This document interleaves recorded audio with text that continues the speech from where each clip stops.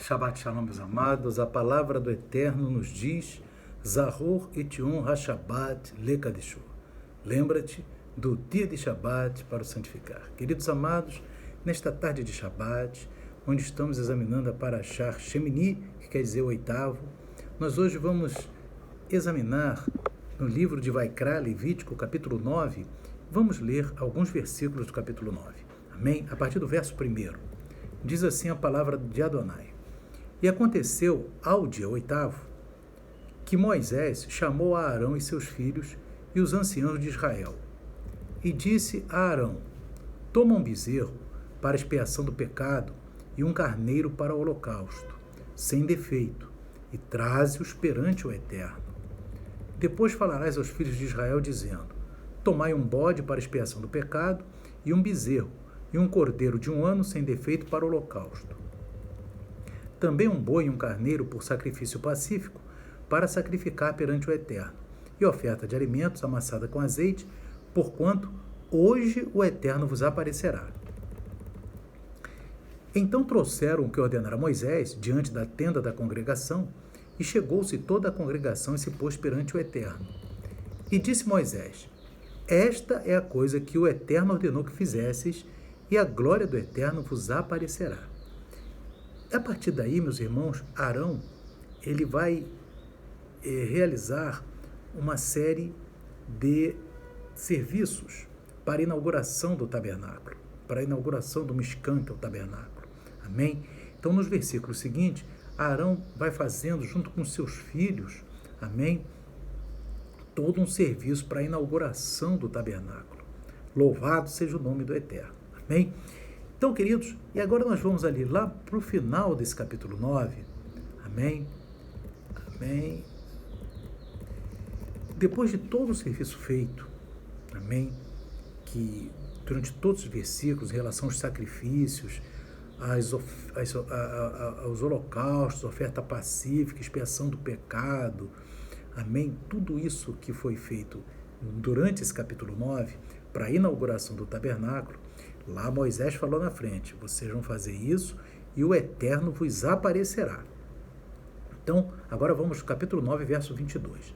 Depois de feito tudo, depois Arão levantou as suas mãos ao povo e o abençoou, e desceu, havendo feito a expiação do pecado, e o holocausto e a oferta pacífica.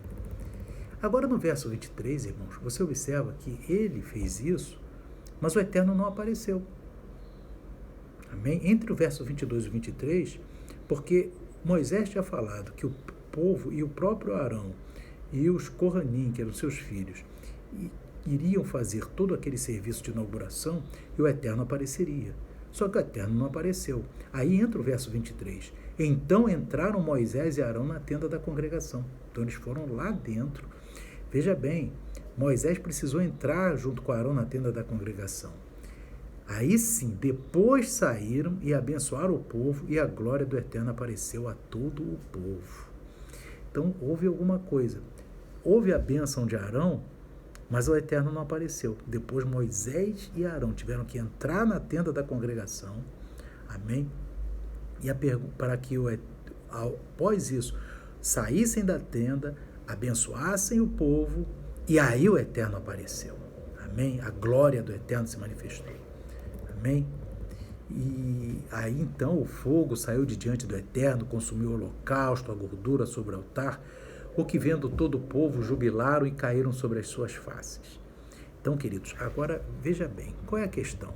A questão é, por que o Eterno não apareceu logo depois, quando Arão abençoou o povo? Precisou Moisés e Arão entrar na tenda, falar alguma coisa com o Eterno, orando ao Eterno, para que, após eles saírem da tenda, abençoassem de novo o povo, e aí a glória do Eterno se manifestasse. Irmãos, o que é dito, pelos sábios, é que Arão, ele, entre o verso 22 e o verso 23, em que o Eterno não apareceu após Arão ter abençoado o povo, amém? Arão, ele chega e confessa para Moisés, amém? Por que o Eterno não apareceu? Por causa que ele confessa, Moisés, meu irmão, Moisés era irmão de Arão, era o irmão mais novo de Arão. Arão era o mais velho. Então Arão, ele chega para Moisés e diz: olha, Arão, ou Moisés, o Eterno não apareceu porque eu pequei lá atrás por ocasião do bezerro de ouro. Né? Eu estava participando daquela idolatria.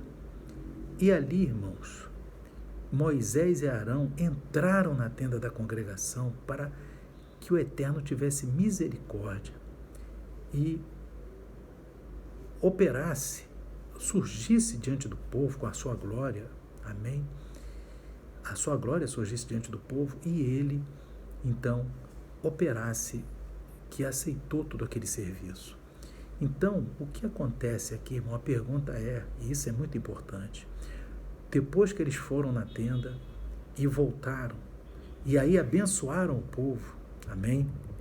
Como está no verso 23, aí eles abençoaram, porque no verso 22, Arão abençoou. Depois, no 23, Moisés e Arão abençoaram. Amém? Aí o Eterno apareceu. Porque Arão, irmãos, ele não jogou a culpa para mais ninguém. Ele assumiu a culpa. E isso é que é importante. Arão entrou na tenda da congregação junto com Moisés para se humilhar perante o Eterno, porque ele havia errado lá atrás. E após ele ter abençoado o povo, não aconteceu nada. Ele teve que entrar com Moisés na tenda, se humilhar perante o Eterno, mas ele fez uma coisa mostrando que ele já estava com outra estatura espiritual. Ele não jogou a culpa em ninguém. Ele não jogou a culpa no povo, porque o povo realmente foi que incitou a adoração àquela idolatria do bezerro de ouro. Mas ele não jogou a culpa no povo, não jogou a culpa em mais ninguém, nem tampouco no Eterno. Ele assumiu a culpa. E isso é algo que o Eterno se agrada muito.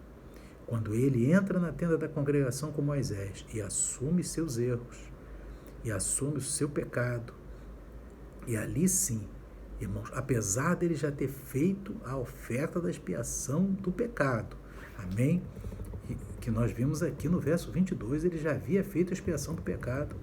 Mesmo assim, o Eterno queria uma humilhação, porque não adianta a pessoa orar sem sentir. A pessoa tem que sentir o arrependimento. É essa a chave.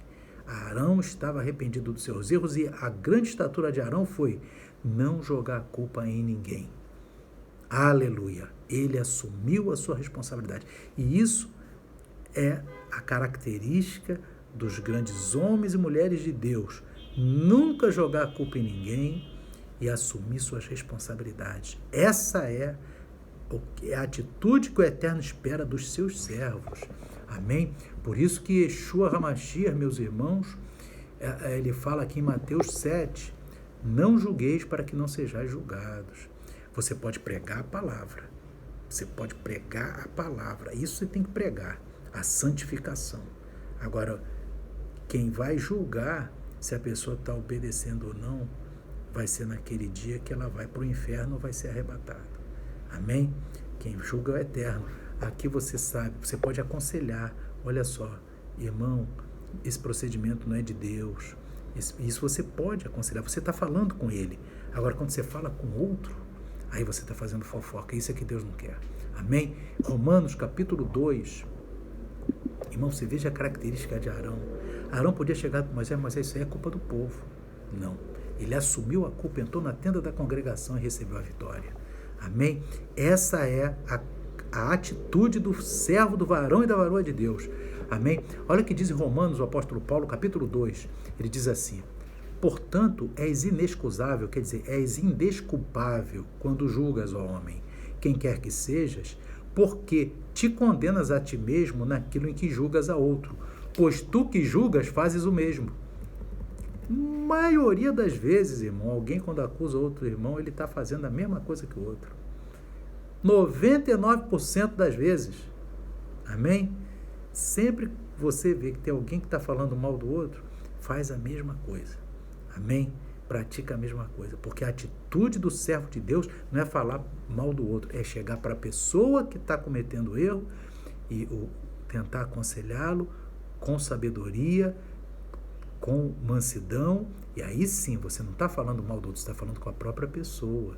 Amém? Você está orientando a pessoa, sem arrogância, sem maldade, no intuito de orientar. E também querer receber orientação quando alguém vem orientar você sobre algum erro que você possa estar cometendo, você receber aquilo com humildade. É aquilo que diz Tiago no capítulo 5, verso 16. Confessai as vossas culpas uns aos outros. Hoje em dia, meus irmãos, como que vai cumprir esse versículo da palavra? E Tiago era irmão de Yeshua, irmão carnal. Amém? Como que pode isso? As pessoas querem acusar, nunca chegar e se humilhar. E isso daí, irmãos, vai contar naquele dia. Amém? Aqui diz também, irmãos, no livro de Tiago, capítulo 4, verso 11, ele diz assim: irmãos, não faleis mal uns dos outros. Quem fala mal de um irmão e julga seu irmão, fala mal da Torá e julga a Torá. E se tu julgas a Torá, já não és observador da Torá, mas juiz. Mas há um só legislador que pode salvar e destruir. Tu, porém, quem és que julgas a outrem? A palavra de Deus está dizendo assim: quem é você? Quem somos nós para julgar o trem? Amém? Então, o que nós temos é que fazer, aconselhar aquela pessoa. Amém? A própria pessoa aconselhar, não ficar falando um para o outro, meus irmãos. Quem fala um para o outro, acusa naquilo que comete igual. Amém? Porque não tem coragem de falar com a própria pessoa, com humildade, com mansidão, para corrigir. Se o teu intuito é corrigir, então você vai falar com aquela pessoa. Aleluia. Não vai ficar jogando um contra o outro, meu irmão. Meu irmão, minha irmã. Louvado seja Deus. Você tenta orientar aquela pessoa. Amém? Tenta orientar. Porque se ela continuar, o nome dela está riscado do livro da vida. E o açoite vai em cima dela do eterno. Não é a gente que vai julgar. Amém? Não é a gente. É o eterno. Agora a gente tem que ser ministro. Todos são ministros da palavra quando chega para a própria pessoa e orienta. Amém? E orienta. Você chega para aquela pessoa e você está orientando, então você está fazendo a parte que Deus te agrada. Amém? Você não está falando mal da pessoa, você está orientando aquela pessoa. Isso é diferente. Quando você fala para outra pessoa sobre o pecado de uma outra pessoa, aí você está fazendo fofoca. E é o que diz aqui Tiago, capítulo 4, verso 11. Não faleis mal uns dos outros. Isso é que não pode. Amém? Quem fala mal de um irmão e julga seu irmão, fala mal da Torá e julga a Torá. E se tu julgas a Torá, já não és observador da Torá, mas juiz. Mas há um só legislador que pode salvar e destruir. Tu, porém, quem és que julgas ao trem? É o que está na palavra. Amém? Então, queridos, veja bem, cada um assuma a sua responsabilidade diante de Deus. O tempo é de vigilância, o tempo é de santificação, o tempo é de observância.